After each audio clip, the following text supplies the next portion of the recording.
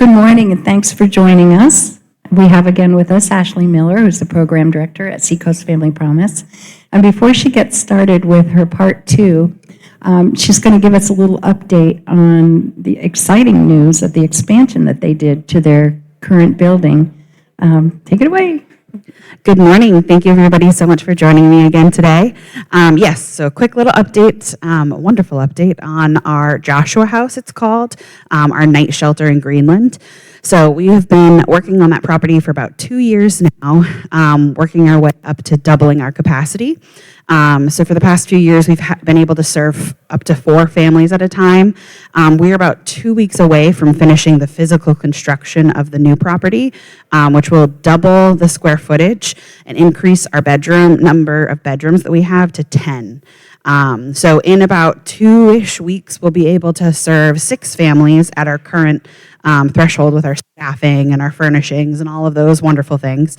And then over the course of 2026, we'll be able to gradually add 1 family at a time to meet our new capacity, going from 4 families to 10 at a time, which will be going from, at most, we could fit about 15 individuals with that 4-bedroom setup. We'll be able to do as many as 45 individuals with the new house. So we're super excited to have this phase of everything done and be able to switch gears into growing our census in the coming year. So, woohoo, it's been a long time coming and it's exciting.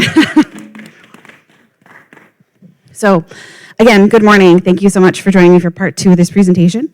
Last week, or 2 weeks ago now, we chatted a little bit about what homelessness looks like, especially for families in our community and beyond. And this week, we're going to shift gears a little bit and talk about how we're addressing that need in our community, as well as some of the solutions and services that we utilize personally at Seacoast Family Promise, but also as a whole in our community to address homelessness.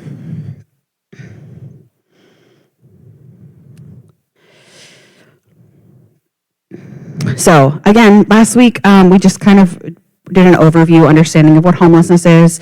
We kind of explored some of the demographics and causality of homelessness in our community. And we also went on to talk about some of the challenges that our families face because of myths and misunderstandings associated with the homeless population. This week we'll be identifying what some of those needs are a little bit further, and how we are addressing them systemically, but also how we're addressing them one-on-one individually, and how you guys can also support individuals that are experiencing homelessness in our communities. So one of our biggest topics that you're going to hear me talk a lot about today is trauma. Trauma and homelessness are synonymous. There's a tongue twister for me this morning, I'm sorry. When they're the same, they are the same. So when an individual is experiencing homelessness, what's happening internally, emotionally, mentally with them is the same as any other trauma, so loss and grief.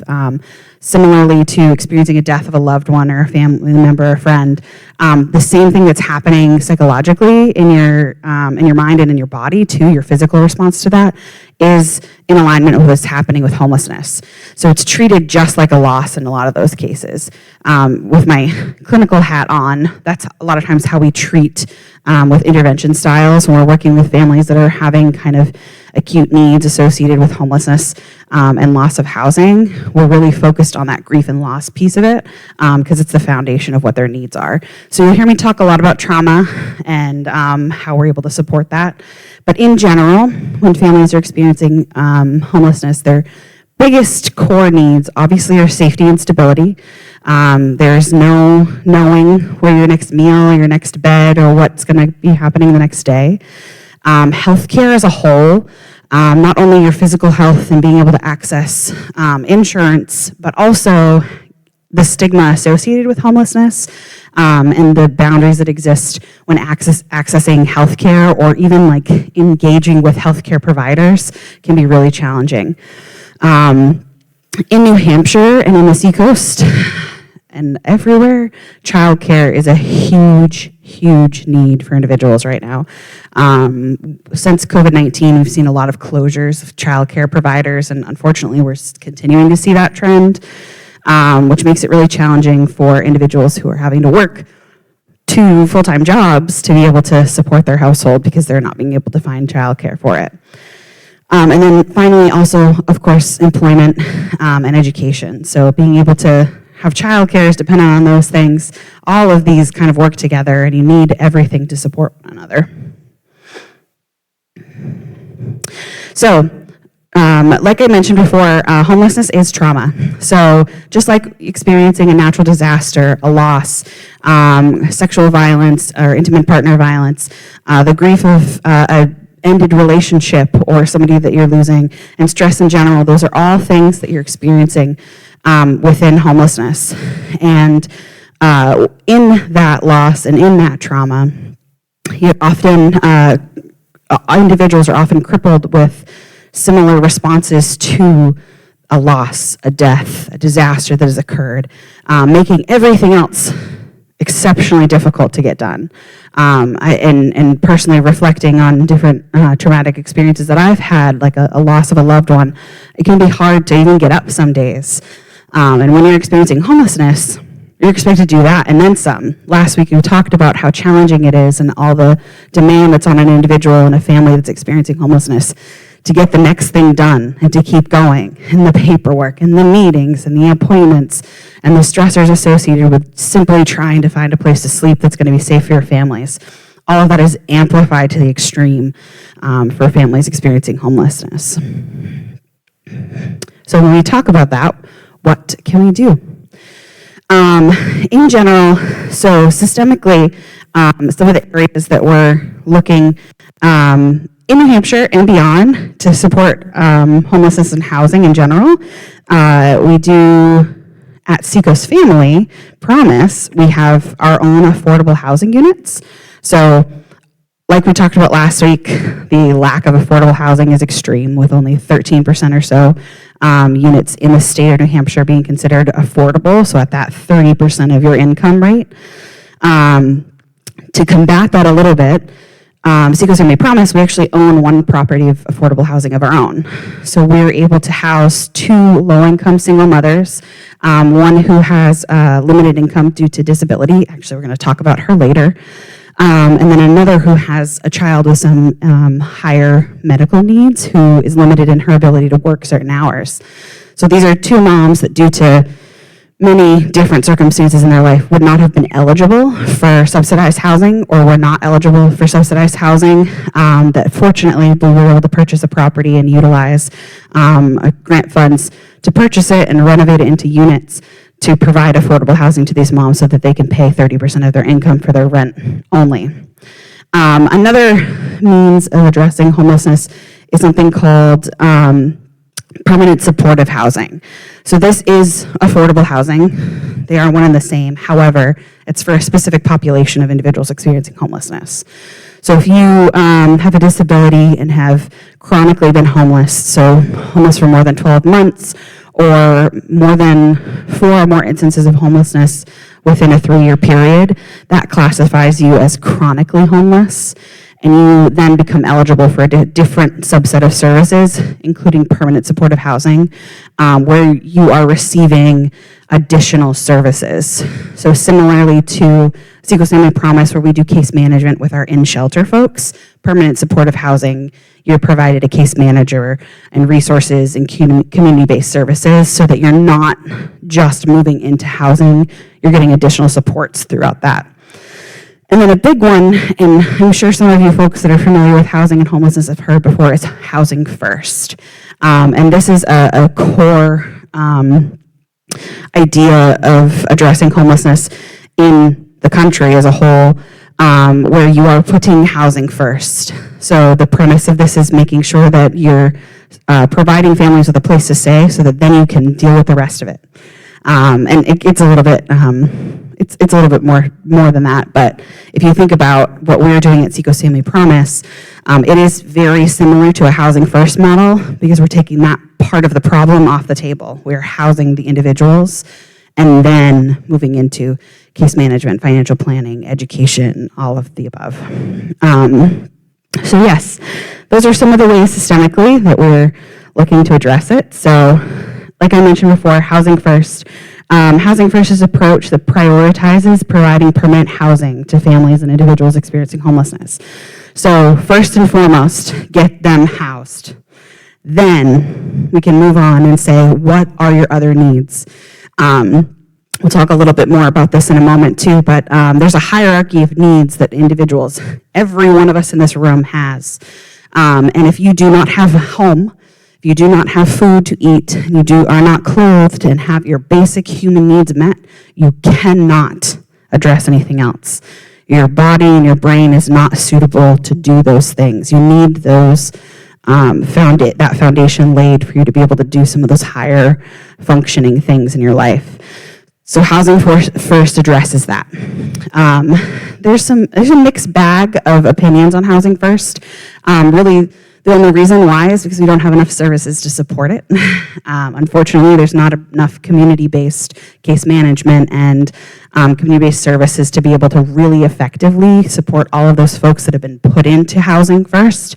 And that's where the challenges often lie with it as a whole. We have a very limited number of community mental health providers in the state right now, which in turn makes it a little bit more difficult to support these folks that have been moved into different housing units.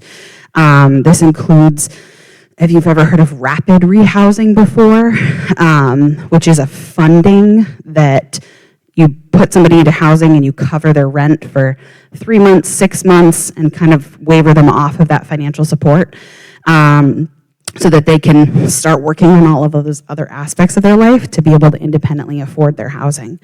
Unfortunately, it's just tough to manage all of those when we don't have enough providers in the state. And then, as I mentioned before, permanent supportive housing. So this is for that specific group of individuals that are experiencing chronic homelessness. But within that and far beyond that is affordable housing.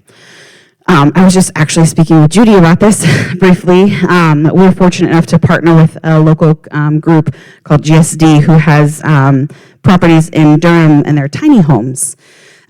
Which is a great solution for lots of populations experiencing homelessness because they're a tiny home. So you get your own autonomy in having your own house and your own space, but it's a lot more affordable because there's a lot of them on one plot of land so that the developer is able to reduce the cost of that housing. They are also tiny, so a lot of our families don't fit in tiny homes, but a single mom or a two-parent with one child, absolutely. So we're fortunate enough to partner with them and be able to utilize a couple of those units for some of our working families as well. So that's an example of an affordable housing solution that we would have in our communities. They do this really, really well in Colorado. They actually use shipping containers, and they're redesigned to be these transitional tiny homes, primarily for individuals and veterans. And then all of their services are based in the center in a community group. And then they'll stay there for a year or two and then move to a new area of the state after those other folks have received the services they need and been able to transition. So tiny homes is a great tool that's easy, low cost for a lot of developers to be able to address affordable housing needs in their communities. Another example of affordable housing, but also income support, is subsidized housing. So I'm sure you have all heard of Section 8 in all of the many years that we have had Section 8. Section 8 is a lot of things, and every state handles it very, very differently. What we usually refer to it as is housing choice vouchers. So if somebody meets income eligibility requirements and has applied for Section 8 housing or housing choice vouchers, they're then able to take their voucher, like a coupon essentially, look for an apartment that takes that coupon, and the state or the town will pay for a portion of their rent each month, so the family only has to spend about 30% of their income or less on their housing. And again, depending on if you're receiving federal Section 8 funds versus state-run or town-run, we chatted quickly last time on how the state of New Hampshire breaks things out and how we're very, very independently run by the towns. That's how we're broken out with housing choice vouchers in the state. So the town of Portsmouth has a lot more financially allotted to them for housing choice vouchers than Hampton or even Exeter would, just because of the size and the income that the town has specifically. Similarly, Concord gets a whole lot more than any of us on the Seacoast, any of our little towns. And those are run by the housing authorities within those communities. So lots of moving parts, and it gets confusing and challenging. And unfortunately, that adds to that stressors for our families because you have to apply to each town. It's not just one application. There is one application for the federal funding, but families have to apply to each individual town for those housing choice vouchers. In addition to that, income support is also property-based. So there are properties and programs that are usually funded by the state or by HUD where they're able to reduce the rent and make it an affordable housing complex.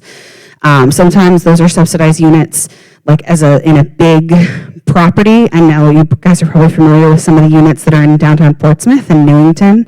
A lot of those are subsidized units that are run by the town of Newington and Portsmouth. I know that line gets confusing where it starts and stops on that middle of that road for me.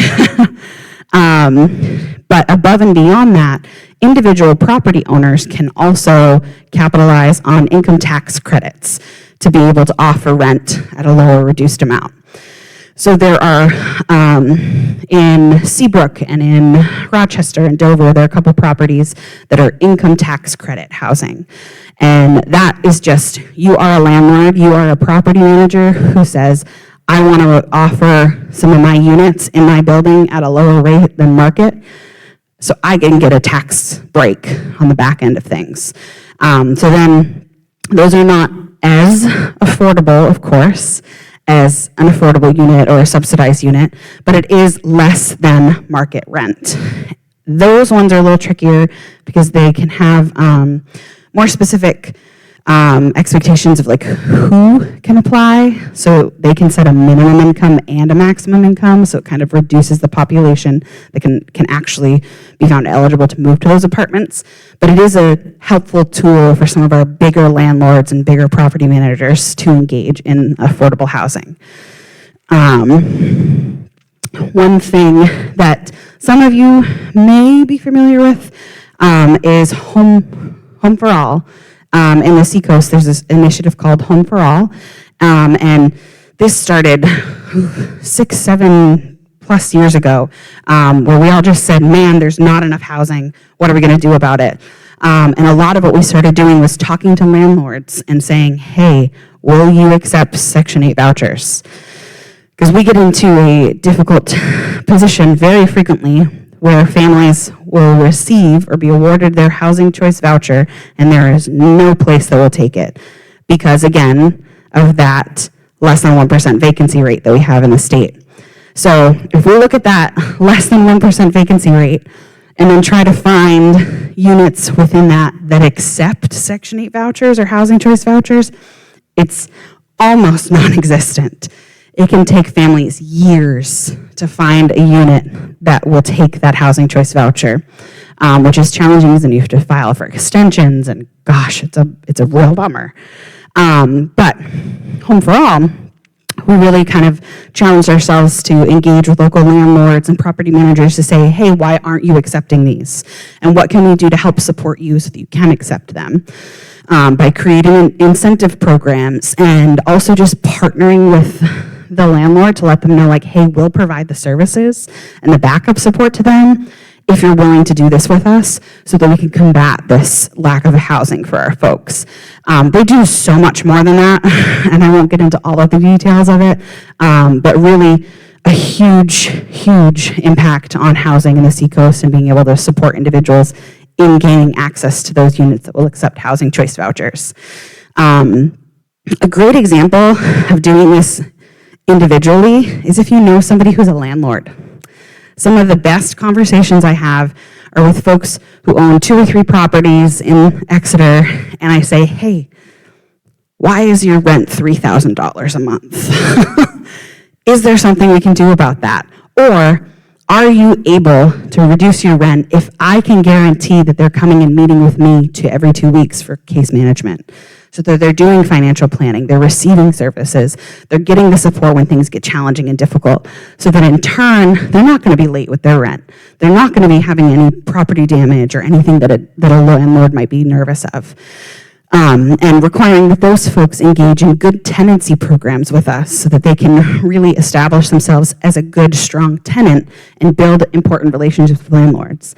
So that's something anybody can do. If you have a friend who owns property and really say, why are we charging this much? What is the barrier here for you? Why do you feel you have to set that high? Are you getting individuals that are causing property damage? What organizations can we partner with to maybe to support the individuals that you're housing in those units? Lots of conversation opportunities just to see if those things can be addressed. And those are the conversations I love. We've made lots of friends, lots of property owners who have been willing to say, you're right, let's do this. Let's drop our rent a little bit, let this family of 4 move in, and let's see how it goes over the next couple of years. I have one mom and her husband and their 2 children who have been in a property that we did this with in Exeter for 6 years now. Totally fine. They're incredible tenants. And they actually are at this point, they don't need any financial support from us anymore. They're totally independent. Both of them have advanced their careers. One's a manager of a construction company. She's worked at the shipyard for many years. Just incredible how just that one step of saying, can you not charge that extra $500 a month if we give them these supports and work with them? And it changed their life. So, like I talked about before, trauma is homelessness. So outside of those systemic areas that we can tackle housing insecurity and homelessness, something that we can all do is work from a trauma-informed lens. There are many, many evidence-based practices that we implement at Seacoast Family Promise and that I implement in my career as a social worker, but so much of it is rooted in trauma-informed care. And I often like to say that trauma-informed care is just learning how to be really nice people. And making sure that you're caring for other individuals in a considerate and considerate and calm way, trying to remember that they're going through something too.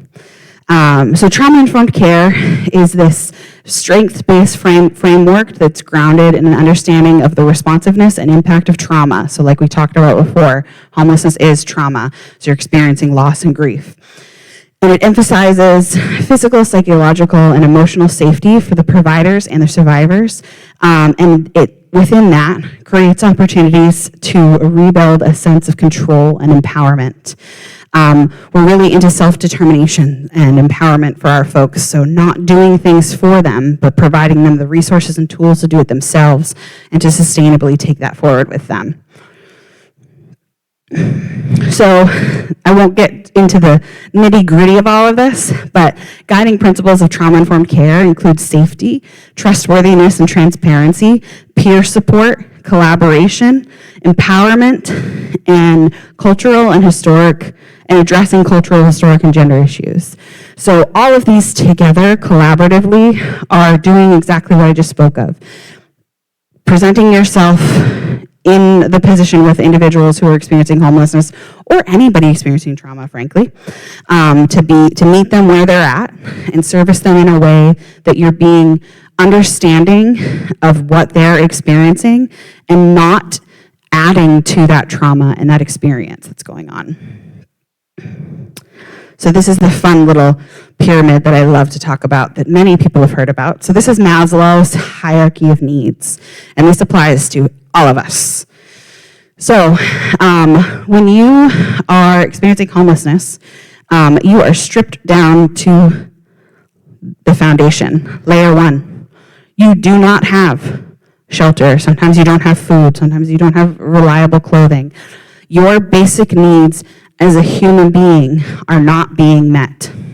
So as a result, all of these other areas of your existence cannot be met appropriately because you don't have a foundation built. Just like building a home, you start with a foundation. You build from the ground up, and then you add on the walls, and you add in the plumbing and the electrical, and then you get to do the fun stuff, the paint and the design of it all. So while you're experiencing homelessness, you're brought all the way back down to the very root cause of your needs not being met. And as a result of moving into housing or moving into shelter or transitional housing programs, you're then able to start building up. So after your basic human needs are met, your physiological needs are met, you can then move on to safety. So a lot of folks who are coming to shelter, their biggest fear is their children. Of course, who wouldn't? And knowing that there's going to be a safe place for them to stay. We're fortunate enough to be a family shelter exclusively. We talked about some of the challenges last time in some of the big congregated shelters and breaking up families sometimes and not having family unit space. That comes down to safety. You don't know where you're going to sleep, so you don't know if you're going to be safe. So once you have that housing piece, we can then start to work on that feeling of safety and security, letting people know that they are able to stay, that we're not going to kick them out the next night, or that their housing is going to be at risk for not doing the dishes, like little things like that. Building that security within them to understand that they are safe and that this is the place for them. Once we work on that, and this also includes starting to address healthcare needs, physical needs, all the nuance of mental health care. It's all kind of set up into this too, so that they have the tools and the basis to be able to employ themselves and be successful in employment and have money to then move on to the next areas of their life. Once those two areas are met for somebody, they're then able to really delve into that sense of connection. So socially knowing where you're loved, where you belong, who your people are, that's really hard to do when you don't know where you're going to sleep. And it's really, really hard to do when you're doubting your safety from day to day. So a lot of times when we have individuals move into housing, they're very shut off. They shut down and they keep to themselves, and that's fine. It's not them trying to be aggressive towards you or them dismissing you're trying to support them and help them.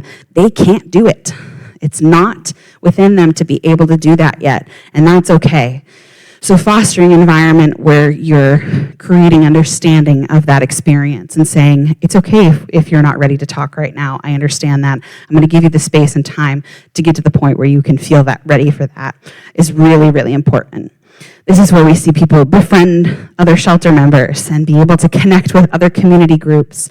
We're so fortunate to have all of our volunteers and our meal rotations where we have people coming in from all different areas of the community, and this is where we can start to foster some of those connections.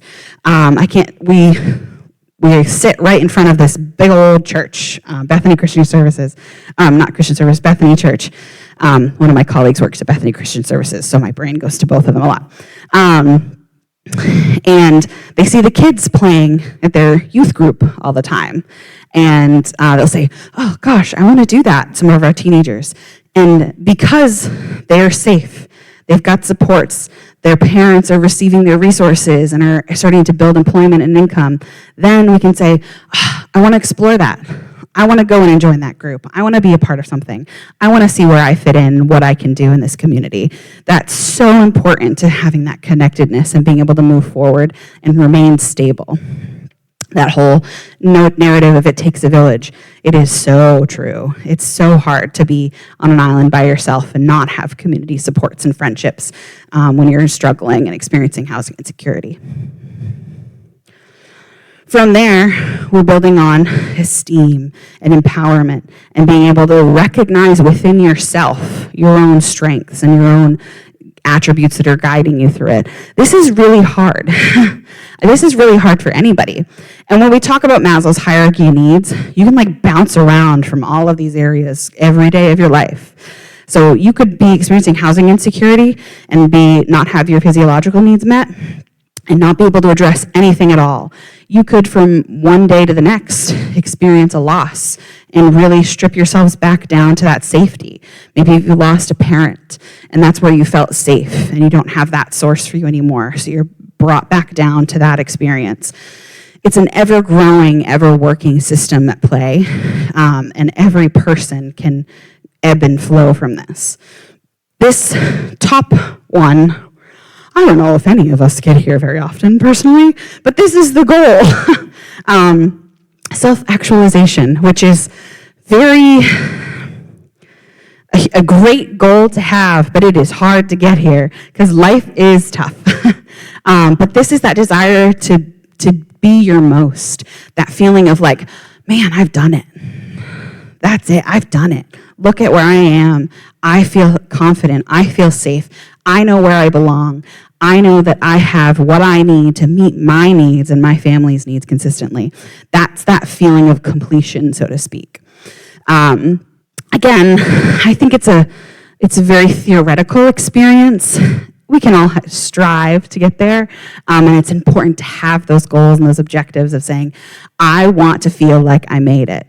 And we all have those moments. When you finish a degree, for me, that was like one of the most monumental moments in my life was when I finished my master's degree. Like, gosh, I fought for this for so many years and I did it. When somebody's experiencing housing insecurity, they can experience this that moment they walk through their first home. Gosh, I'm home. We did it. That relief, that release, that understanding that you're safe and secure at that point. Yes, I saw a hand. Absolutely, yes. Yeah. Judy's going to bring you a mic so we can hear you. The question that I have, you sort of touched on this, and you probably did say it completely, but I was listening carefully. If somebody goes up the Maslow's pyramid, Yep. and you get up to esteem, Yep. but you all of a sudden don't have the resources, employment, Yeah. is Maslow's theory saying you fall down away from esteem and social to address the safety? So now you can't be bothered with connections and belonging and friendship, or you can't get to self-esteem because you're stuck on an issue in safety? They can all happen at the same time, and so yes and no. It just makes the other parts harder. So you can be within all of these and be experiencing all of these areas, but if you lose your employment, your focus is going to plop back down a little bit more on safety, so it's going to make some of these other areas a little bit more challenging. So your focus has to turn to, I need income to support my household. So you're not going to prioritize some of those maybe community connections that you have because you're taking that energy and that focus to address those needs. So you can still have like really firmly built esteem and have to focus on this area. So you can be stripped all the way back and be like, I am done. And this speaks a little bit to our response to trauma too. Everybody responds to trauma a little bit differently.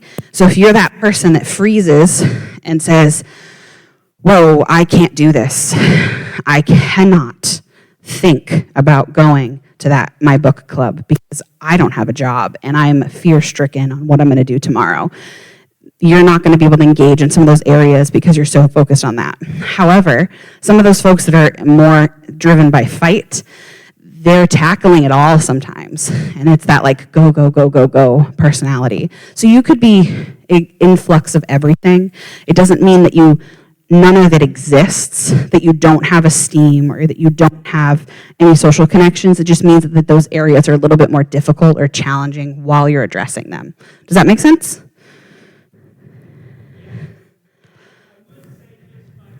Yeah.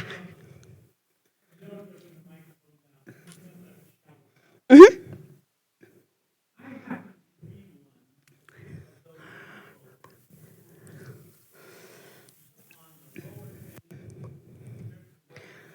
Yeah.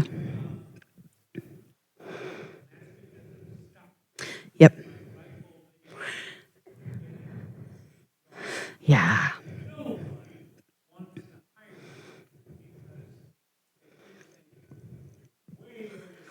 Yeah, I know. Mm-hmm.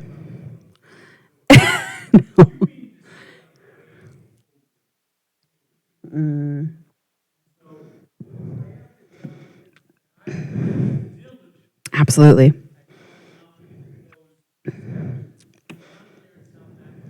Yeah. Yeah. Won't we all?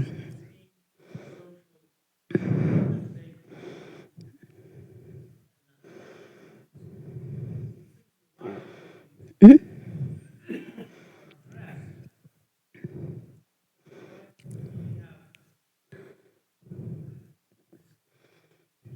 Yep.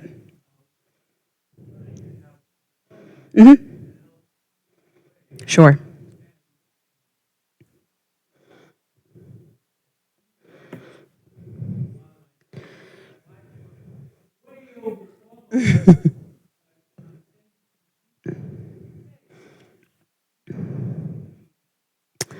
I just need to get by. Yeah. Yep. I know. Mhm.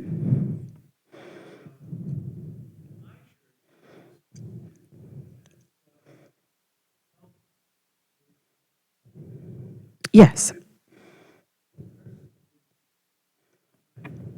Mhm. Yep.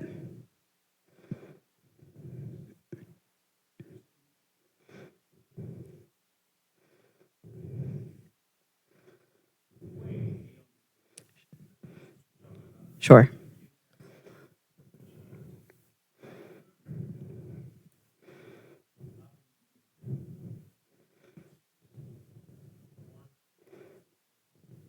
Yeah. And that happens. We talked about that last week too. Like sometimes that is safety. That experience of homelessness is safety, which is a very foreign concept and difficult, challenging to understand, but it's true. I think too, a huge part of this is like these all work together. Sometimes you can't find a new career without your social connections. In our shelter, when we've had community groups come in from Lonza or Liberty Mutual or some of the different groups that come and do days of service, they're able to talk about different job opportunities with our families that they have. So they're creating those social connections within their environment to then create some safety. So they can work in tandem too. And you can be experiencing homelessness while you're still building social connections, but not really developing them or growing them to the extent of what we're talking about here. So they all work together. They're not exclusive of one another, but they do build on one another to get us to this point. So again, when we're looking back at all of those areas of need, when you're experiencing trauma, often your response to it can be narrowed down quite generally, in my opinion, to these three areas, that fight, flight, or freeze. I personally am one of those freeze people. Even in a moment of fear, I quite literally freeze. I like freeze and drop, which is not a safe thing to do, but it's what I do. Other folks are immersed in that flight response, so they're very avoidant of all those stressors and that trauma experience. I think this is probably one of the most common things I see personally working with families experiencing homelessness is this avoidance. It's hard, so I can't imagine doing it, so I'm just going to avoid you.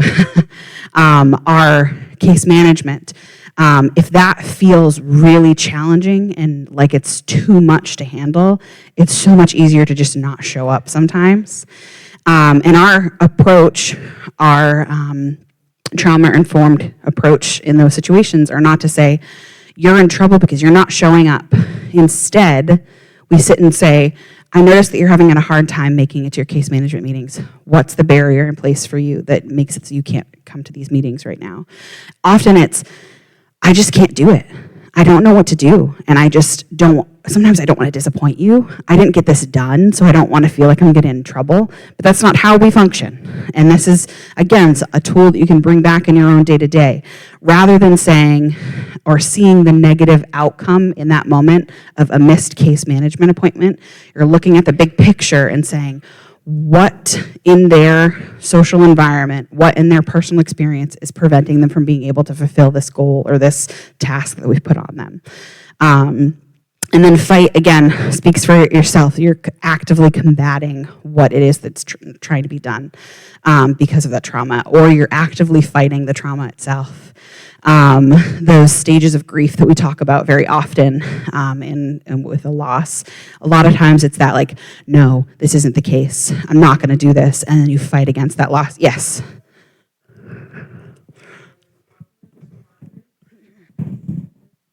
Who get traumatized can do the fight, and that disconnects them from the emotional piece. And so it's really, I mean, it happens to functioning people who receive trauma, and then it's like, I just have to keep going, and then I break down. Yep, absolutely. There's so many supports for first responders for that exact reason. Even so, one of my closest friends and colleagues, her husband is an EMT and firefighter, and they see often with trauma in such fire disasters, where a young firefighter, if they've been really traumatized by a burn victim or a loss, that exact response, that like, no, I'm going to go back in, and they're going to go fight, and they want to just keep going and going and going, and that then is a disservice to their colleagues and their teammates because they're putting other situations in danger. So you kind of are stripped back to these core responses, and it's hard to think about what else is going on around you, and you have that innate response like that, which is really challenging. And sometimes I think fight is one of the most challenging areas of response for that reason, because it can be visceral sometimes, and it can be really, really difficult to navigate. But at the root of that, it's really making sure that we as community providers and friends and colleagues and just compassionate, kind human beings are taking the time to look at the big picture and really think about what is going on and how can we better support this individual in this moment, rather than looking at that individual response or that negative outcome. So, all that to be said, what can we do? I will say it again and again and again. Trauma-informed care is being kind to people. So it's really important to lead with empathy. Take the time to listen. Be really caring and understanding. Provide support, and provide it in a space that feels comforting and warm and welcoming for an individual. Making sure that your response isn't escalating them more, remaining calm and focused on what their need is, that whole active listening, really paying attention, giving them the time and space to address their need to you in that moment. It's also supporting their well-being and mental health sometimes. So a lot of times, you're not going to be the solution, but you can then be a resource for them and say, let me help you make some phone calls. It sounds like you're really struggling with this loss right now. How can I help you feel less stressed or make this less of a burden for you? I will sit down and make a phone call with you. Here are some phone numbers. Here are some resources. Really being compassionate about those and encouraging and supporting their self-care and their personal achievements and what they're building on. It's also important to pay attention to culture.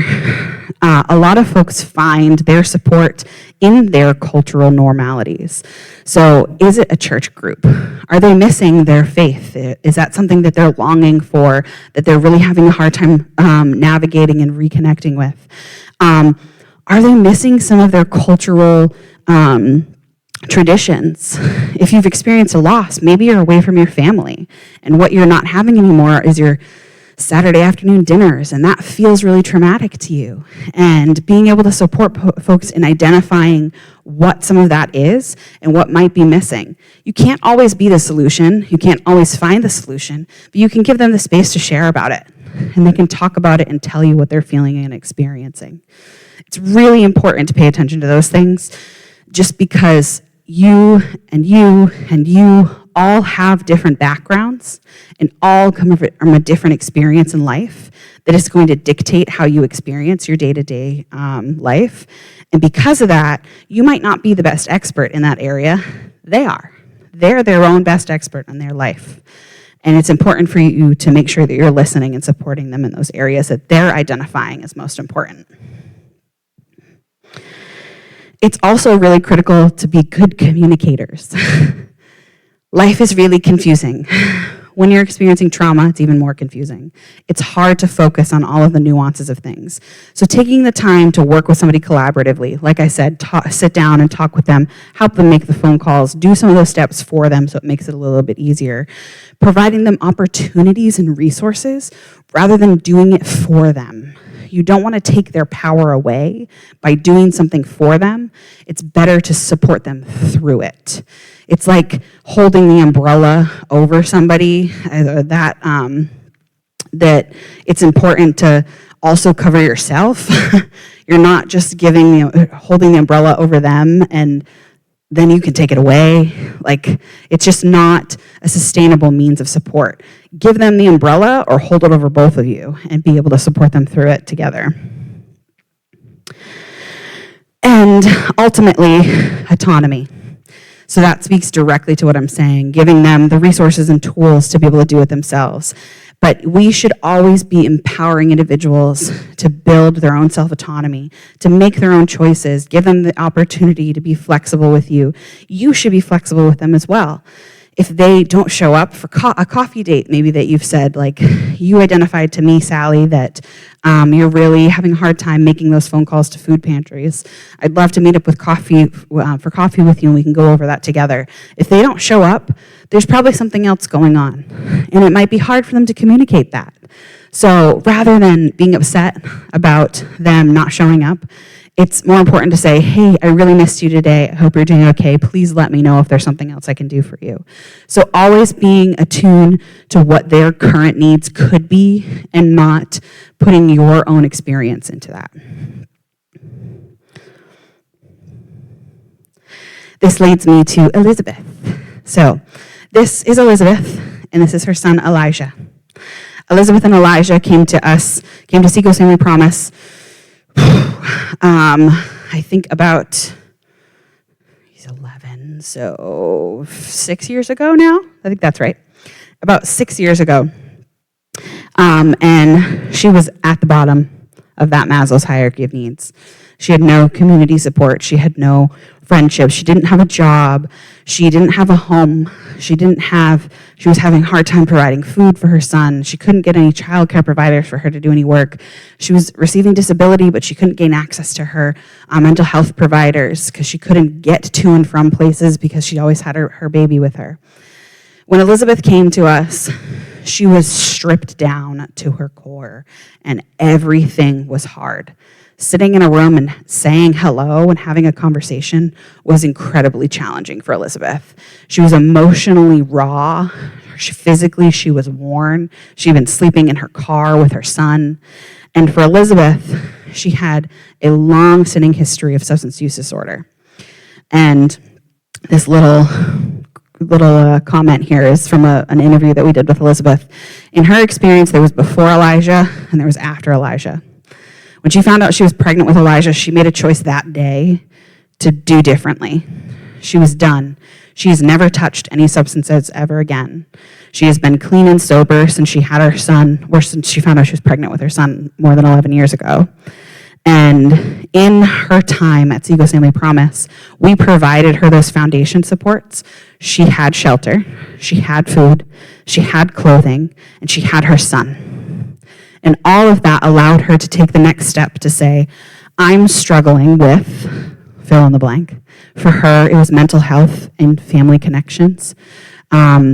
She had had a pretty tough breakup with a partner and was challenged with co-parenting with her son, and that was an added stressor for her that really brought her back to some of those dark points when she was experiencing substance misuse.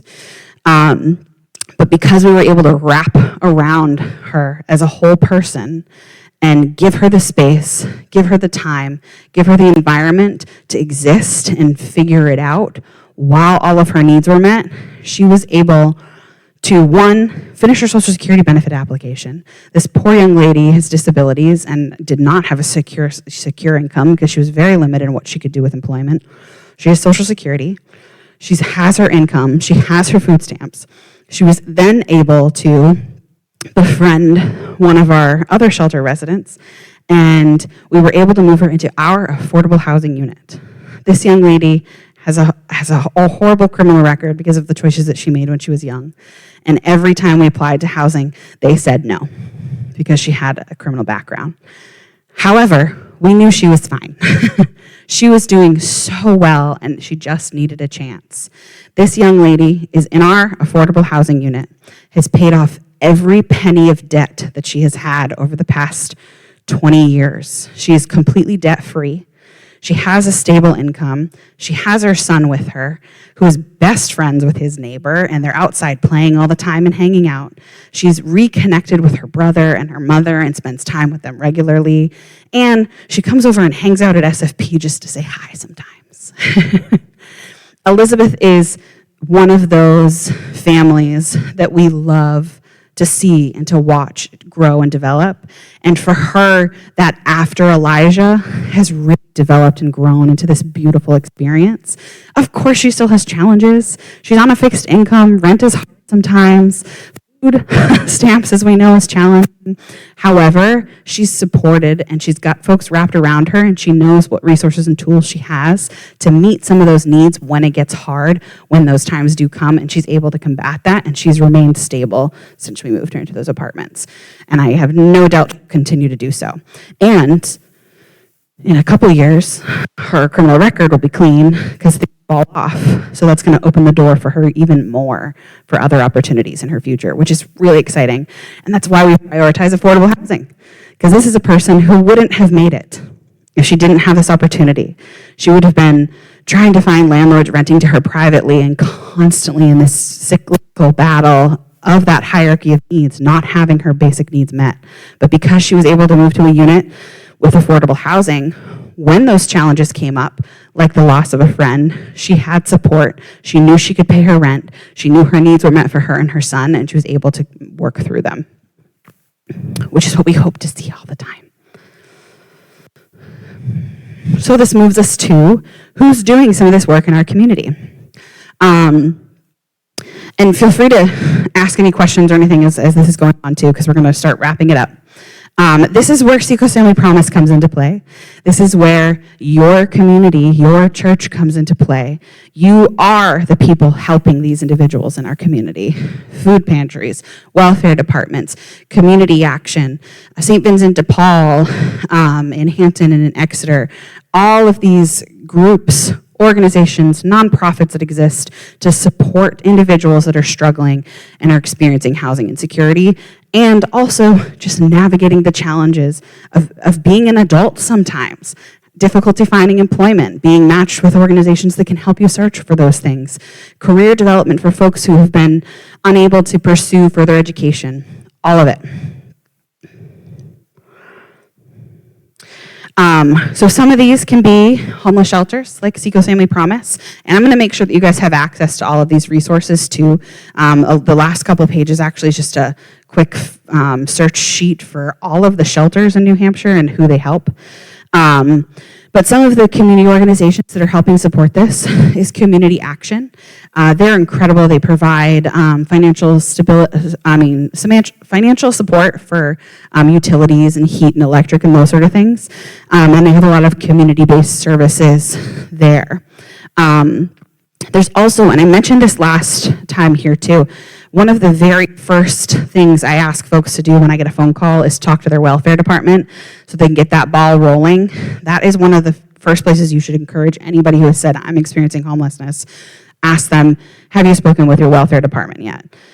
Not always are they able to provide emergency assistance, but if they're able to get to the point where they're moving into housing, they can offer one-time financial assistance to move into that unit, so covering that first month's rent or that security deposit, which is sometimes unattainable when you're unhoused because you're paycheck to paycheck paying from place to place. They're able to meet that need a lot of times.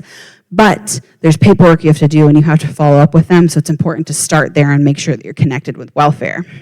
Then it's contacting homeless shelters if necessary.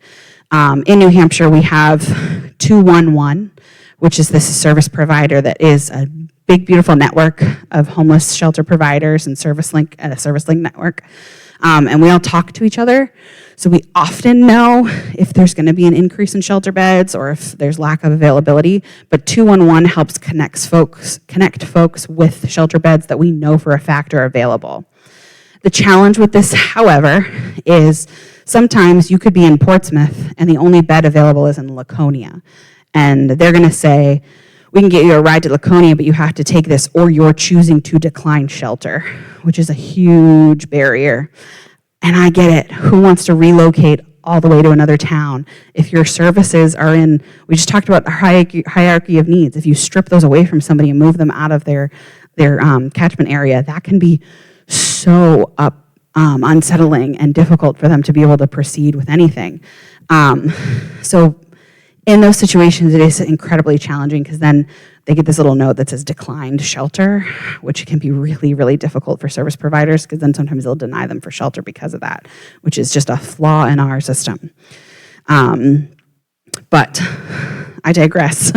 That's one thing I can't solve, unfortunately. I can advocate for individuals. I have done that many times. I've gotten that phone call. Well, it says they declined shelter last week. Okay, but let's think about why. What happened? Why did this happen? And we're able to kind of address that a little bit. Do I see a hand? Yes.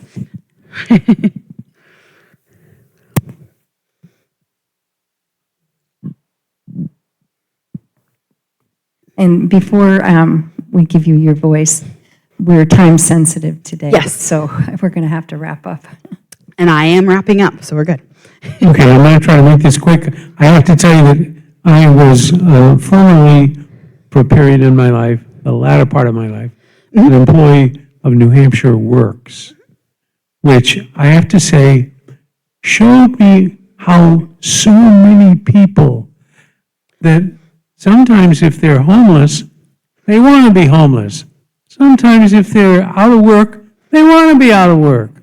There's a resistance in the nature of people, and it's really tough because I'd like to see doing things. Last comment, I drive down the road and see people standing at the intersections with a sign. I'm homeless. I'm out of work. I have 12 dogs. I have 3 kids. I have 2 wives. And what do I do? And you know, the key is, I'm afraid, because I've tried to talk to some of them. Sure. They're very resistant to doing anything because they either have some other motive in searching for money or they're not really interested in working. So I sometimes think that this that you've talked about needs to be formed in a way to teach these victims to be self-enervating or energizing to go on and make a difference. Yeah. And a lot of times too, and we briefly chatted about this last time too, those individuals, there are so many other extenuating circumstances that are making those areas challenging, and making sure that we're addressing those needs as a whole is really important. And sometimes it is taking the time to talk to them and really engage on those levels. So again, like I said, I just have some resources for everybody that I'm going to make these slides available for Judy that have different community organizations and shelters and those sort of things for you guys to reference. And that's all I have for today. If anybody has any questions or if we just need to wrap because we're short on time. Some of us have already departed for another meeting at noon, so or are about to. So thank you. And if, as Ashley is packing up, if you want to come up and chat with her a bit. I will be having both of her presentations. I'll send them to Mark in the office, and we'll be able to you could reach out and get them, especially the resources. Maybe we might even print the resource sheet and leave it in the narthex. Absolutely. Thank you so much. You are very welcome. Thank you, everybody. I appreciate it.